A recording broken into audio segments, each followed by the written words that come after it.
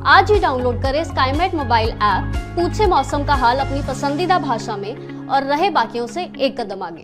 नमस्ते दोस्तों, 6 अक्टूबर के वीडियो में आप सभी का स्वागत है। मेरा नाम महेश पलावत है। पहले देखते हैं कि पिछले 24 घंटों में बारिश कैसी हुई है। इससे पहले आपको पता था कि जो दार्जिलिंग में बादल फटा, वहां पर बदकिस्मती से कुछ लोगों की जान चली गई और काफी नुकसान हुआ।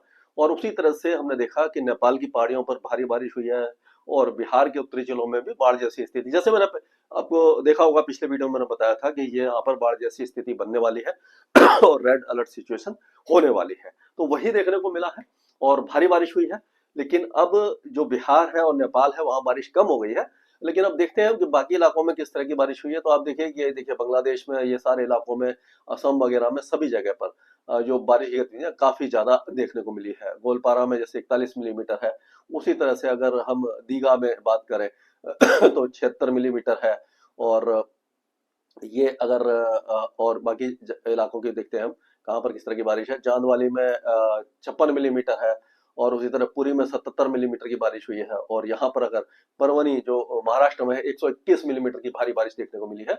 और उसी तरह से यहाँ पर अगर गांधीनगर जो गुजरात में है, 44 मिलीमीटर बारिश हुई है। हिसार में भी काफी ज्यादा बारिश हुई है, 43 मिलीमीटर की। और सीहोर में जो मध्य प्रदेश में 44 मिलीमीटर है और शिवपुरी में 43 मिलीमीटर है। यानी काफी ज्यादा जगह पर अच्छी बारिश देखने को मिली है।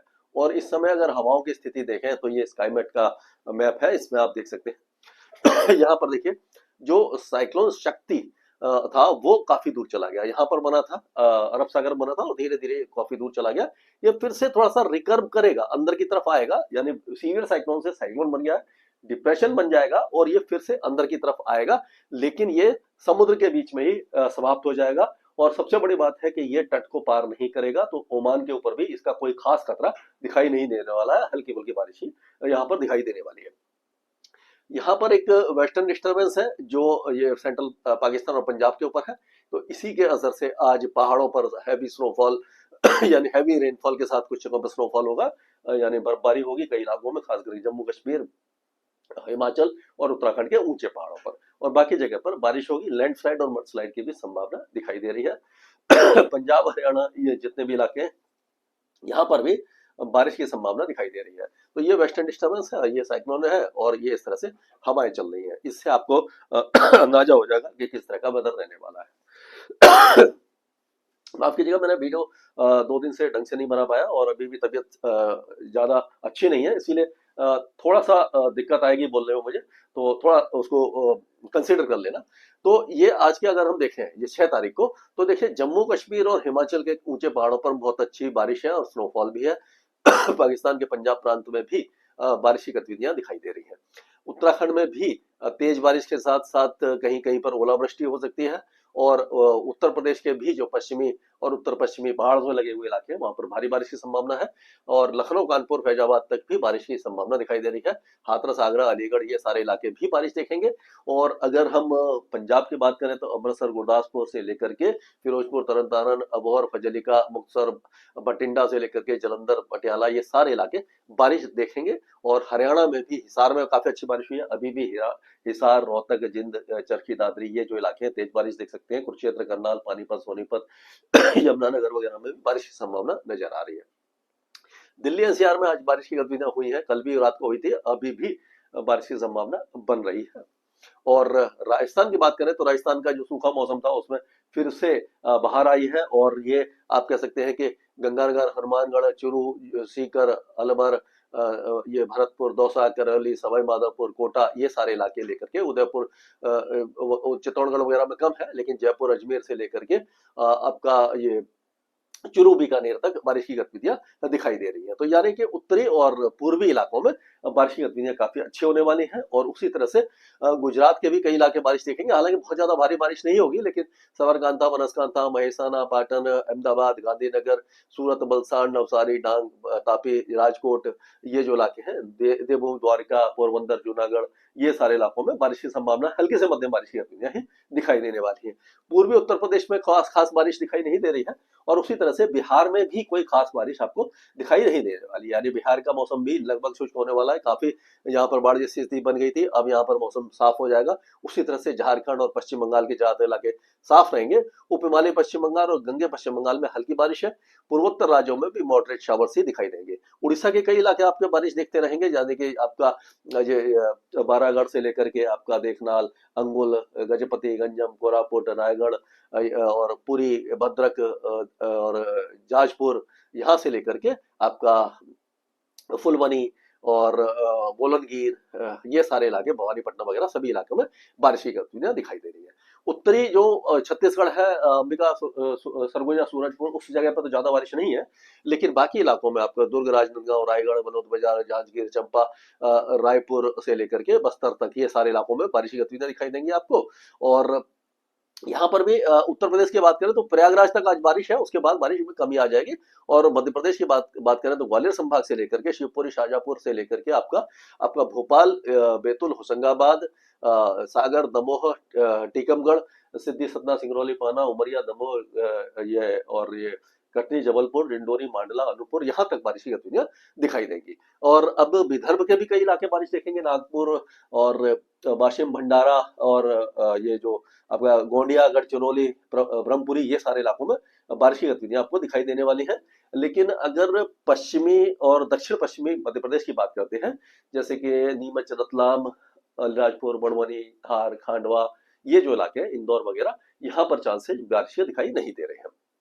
उसी तरह से मुंबई और उसके आसपास के इलाकों में अगले 2 दिनों के दौरान हल्की से मध्यम बारिश की गतिविधियां रहेंगी। और उसके बाद 8 तारीख से मौसम लगभग साफ होने लग जाएगा। 9 तारीख से पूरी तरह से मौसम साफ हो जाएगा और हो सकता है कि उस समय मानसून भी मुंबई से विदा ले जाए।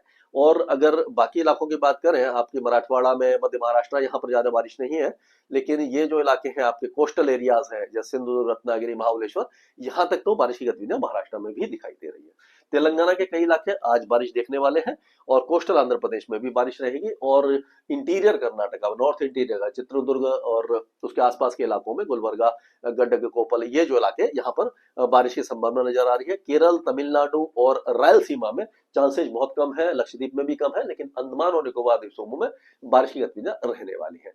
अब अगर 7 तारीख की बात करते हैं तो इसमें आप देखिए कि ये जो वेदर सिस्टम है, यहाँ पर आप देखिए ये इसको इधर देखते हैं, यहाँ पर ये साइक्लोन है, यहाँ पे ये डिप्रेशन बन जाएगा।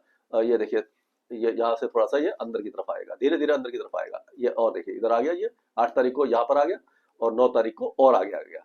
लेकिन अगर आज की बात करते हैं तो आप देखिए उत्तर भारत में 7 तारीख को भी हिमाचल में काफी ज्यादा और जम्मू कश्मीर में बर्फबारी के साथ साथ बारिश और लैंडस्लाइड, मडस्लाइड का खतरा बना हुआ है। उत्तराखंड में भी तेज बारिश की संभावना बनती दिखाई दे रही है। लेकिन पंजाब और हरियाणा में भी 7 तारीख को बारिश की गतिविधियां लगातार बनने की संभावना दिखाई दे रही है। दिल्ली एनसीआर में भी बारिश की संभावना है, ये यानी कि 7 तारीख तक भी यहाँ पर बारिश आपको दिखाई दे सकती है। 8 तारीख से मौसम साफ होने लग जाएगा और आप देखिए कि ये बिहार, झारखंड और पश्चिम बंगाल ये 7 तारीख को भी सूखे रहेंगे। लेकिन मध्य प्रदेश के कई इलाके और आपका उड़ीसा वगैरह, ये सारे इलाकों में बारिश की गतिविधियां जारी रहने की संभावना नजर आ रही है। अगर 8 तारीख की बात करें तो 8 तारीख में आप देखिए एकदम मौसम बदलेगा। उसमें क्या होगा कि ये जो हवा है, यहाँ पर तो बर्फबारी हो चुकी होगी, पहाड़ों पर जो बर्फबारी हो चुकी, तो वहां से ये देखिए ये हवाएं आ रही है, ये पूरी ये बर्फीली हवा है। ये जो तापमान को, मिनिमम टेम्परेचर को, खास करके राजस्थान, पंजाब, हरियाणा, दिल्ली, पश्चिमी उत्तर प्रदेश, मध्य प्रदेश, यहाँ पर जो मिनिमम टेम्परेचर है, रात के तापमान, सुबह के तापमान गिर जाएंगे। 2 से 3 डिग्री की गिरावट दिखाई देगी और जो उमस है वो 9-10 तारीख तक काफी हद तक खत्म हो जाएगी, क्योंकि पश्चिमी हवाएं चलेंगी, उत्तरी हवाएं, सूखी हवाएं चलेंगी, उससे टेम्परेचर गिर जाएंगे। दिन में टेम्परेचर थोड़े से बढ़ते दिखेंगे, हवा ठंडी रहेगी तो ज्यादा आपको परेशानी नहीं होगी, उमस से छुटकारा मिल जाएगा। और जो मिनिमम टेम्परेचर है वो हल्की ठंडक वाली जो फीलिंग आती है दिवाली से पहले, वो आपको दिखाई देने लग जाएगी। और एक एंटी साइक्लोन, ये ऑलमोस्ट आप देखिए कि ये एक एंटी साइक्लोन जैसा, यानी घड़ी की दिशा में हवाएं घूमने लग जाएगी, एंटी साइक्लोन मध्य प्रदेश पर आ जाएगा। तो उस समय क्या होगा कि पहाड़ों पर तो बारिश की गतिविधियां हल्की फुल्की 8 तारीख को भी रह सकती है, बहुत हल्की। और उसी तरह से आप देखेंगे बिहार है और उत्तर प्रदेश है और ये मध्य प्रदेश के ज्यादातर इलाके, गुजरात के, राजस्थान के, महाराष्ट्र के, ये सारे इलाके सूख जाएंगे। केवल छत्तीसगढ़ और जो उड़ीसा है, गंगे पश्चिम बंगाल है, यहाँ पर बारिश की गतिविधियां कुछ इलाकों में आपको दिखाई देगी। आप देखिए ये जो गंगे पश्चिम बंगाल है, झारखंड के कुछ इलाके हो गए, उड़ीसा के हो गए, छत्तीसगढ़ के और दक्षिण पश्चिमी मध्य प्रदेश के, यहीं पर बारिश रहेगी। महाराष्ट्र के भी दक्षिणी इलाकों में, विदर्भ, मराठवाड़ा और जो दक्षिणी मध्य महाराष्ट्र है, यहाँ पर बारिश दिखेगी। लेकिन दक्षिण भारत में बारिश की गतिविधियां बढ़ जाएगी, खास करके कर्नाटका और जो आंध्र प्रदेश में और केरल में।